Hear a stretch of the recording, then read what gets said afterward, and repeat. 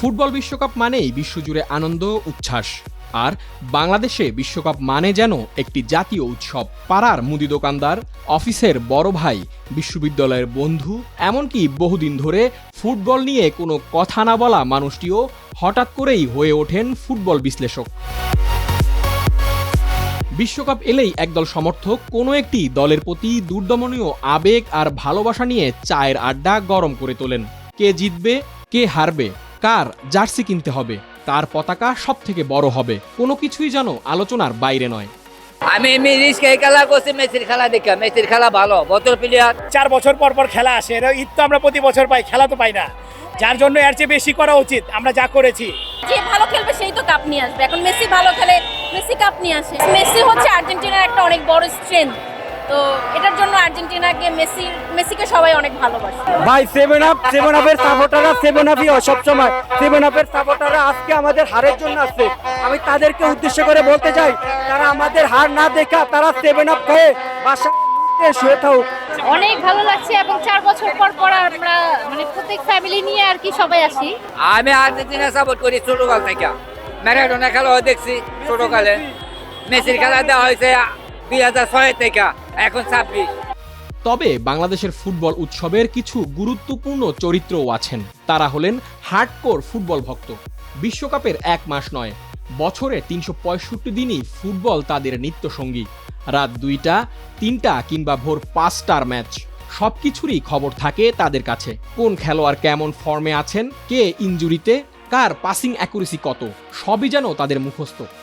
যারা অ্যাকচুয়ালি খেলা দেখে, ক্লাবসের খেলা দেখে, তারা মাল্টিপল দেশের মানে প্লেয়ারদেরকে একসাথে খেলতে দেখে, একসাথে কোলাগুলি করতে দেখে, একসাথে কোঅপারেট করে খেলতে দেখে। এই যে হ্যারি কেন খেলে ধরেন যে বায়ার্ন মিউনিকে, আপনি বেলিংহাম খেলে রিয়াল মাদ্রিদে, তো সাকা আর্সেনালে বা লিগ চ্যাম্পিয়ন। তো এরকম আসলে আমরা জানি যে আসলে কোন টিমটা কেমন, বিকজ অফ ওই প্লেয়ারদের খেলা আমরা সারা বছর লিগে দেখি। সিজনাল ফ্যান কখন হয়? যখন আর কি ওয়ার্ল্ড কাপ শুরু হয় বা ন্যাশনালের খেলা শুরু হয়। ন্যাশনালের খেলা শুরু হলে কি হবে, একটা টিমের মানুষজন যখন থাকে তখন একটা দেশকে সাপোর্ট করে। ফুটবলের ফরমেশন সম্বন্ধে অনেকে জানে না।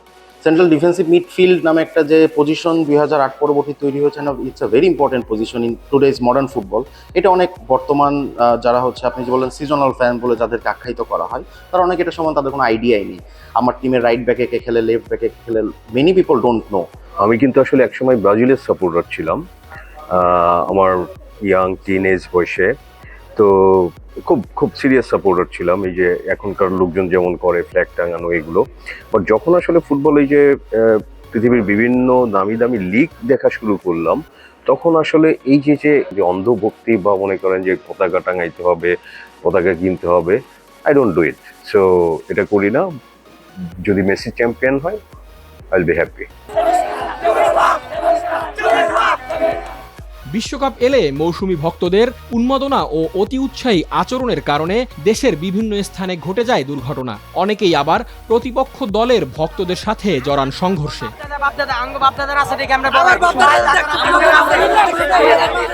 2024 সালে প্রকাশিত journal of injured and violence রিসার্চের এক গবেষণায় বলা হয়, 2022 বিশ্বকাপকে কেন্দ্র করে বাংলাদেশের বিভিন্ন এলাকায় 23 জনের মৃত্যু, 45 জন আহত এবং 35টি হাসপাতালে ভর্তি হওয়ার ঘটনা নথিভুক্ত হয়েছে। গবেষণায় আরও দেখা গেছে, এসবের পেছনে পতাকা টাঙাতে গিয়ে দুর্ঘটনা, অতিরিক্ত আবেগ এবং সমর্থকদের মধ্যে বুলিং ও দ্বন্দ্ব কাজ করেছে। এছাড়াও বাস্তবের ঝামেলার বড় একটি কারণ ছিল সামাজিক যোগাযোগ মাধ্যমে ট্রল, বুলিং এবং দলভিত্তিক খোঁচাখুচি, যা পরে অনেক সময় বাস্তব জীবনের সম্পর্কেও প্রভাব ফেলেছে। কিছুদিন আগে নিউজ হলো যে লক্ষ্মীপুরে আমাদের খেলা হয় পতাকা টাঙানো নিয়ে মারামারিতে 2 জন আহত। ব্রাহ্মণবাড়িয়ায় লিটারালি প্রত্যেক বছর ওয়ার্ল্ড কাপ, প্রত্যেক বছরই যেবার ওয়ার্ল্ড কাপ হয়, ওয়ার্ল্ড কাপের মধ্যে মারামারি লেগে যায়, আহত হয়। একবার শুনেছি নিহত নাকি হয়েছে। এই যে খোঁচানো জিনিসটা, ওটা বাজে। হ্যাঁ, রোনালদোর গোল সব থেকে বেশি, মেসির গোল অ্যাসিস্ট বেশি, এভাবে মানে কথাবার্তার মাঝখানে ওরা কথা কাটাকাটি করতেই থাকবে। রোনালদো আর মেসির যে কত ভালো সম্পর্ক, সেই জিনিসটা ক্লাব খেলার সময় দেখা যায়। বাংলাদেশে ফর এক্সাম্পল আর্জেন্টাইন সাপোর্টার কখন বাড়ছে? 80s-এ বাড়ছে। কেন বাড়ছে? তখন বাংলাদেশে টেলিভিশন আসছে এবং ম্যারাডোনার খেলা প্রথম যেই জেনারেশন দেখছে, Argentine fans grew from there. On the other hand Brazilian সাপোর্টারদের ক্ষেত্রে আবার পেলের টাইমে রেডিও আসছে বাংলাদেশে, তখন পেলের থেকে দেখে দেখে একটা জেনারেশনাল ভিত্তিক সাপোর্টার তৈরি হয়েছে। এই ধরনের সাপোর্টার যারা, তারা যেটা করেন, তারা ওয়ার্ল্ড কাপ আসলে ওই একটা নির্দিষ্ট দেশকে সাপোর্ট করেন, হয়তো অনেক সময় জেনারেশনাল সাপোর্টের ব্যাপারটা চলে আসে। যারা সিজনাল ফ্যান তারা এটা বোঝে না, তারা বোঝে যে হ্যাঁ আর্জেন্টিনা ওয়ার্ল্ড কাপ জিতছে, ব্রাজিল বলে আমরা 5টা জিতছি, আর্জেন্টিনা বলে তোমরা 7 আপ খাইছো। কিছুদিন আগে দেখলাম টিএসসিতে একটা ঘটনা, আর্জেন্টাইন ফ্যানরা ব্রাজিলিয়ান একজন সাপোর্টারের দিকে জুতা মারছে। এই ধরনের এগুলো আসলে অনাকাঙ্ক্ষিত, এগুলো হচ্ছে এক্সট্রিমিজমের একটা ফর্ম আমি যেটা মনে করি, এবং this is utterly stupid, to be very frank. একদিকে আছেন বছরের পর বছর ধরে ফুটবল প্রেমে ডুবে থাকা ভক্ত ও সমর্থক, অন্যদিকে আছেন বিশ্বকাপ এলেই উৎসবের রং ছড়িয়ে দেওয়া মানুষগুলো। এই উৎসবের সবথেকে বড় আনন্দ হলো 4 বছর পর পর হলেও পুরো দেশটা একসঙ্গে ফুটবলময় হয়ে ওঠে। তবে সবকিছুর মধ্যেও প্রত্যাশা, ফুটবল যেন আমাদের জীবনকে বিষিয়ে না তোলে, বিতর্ক যেন সীমাবদ্ধ থাকে চায়ের কাপ অথবা টিভির পর্দার সামনেই।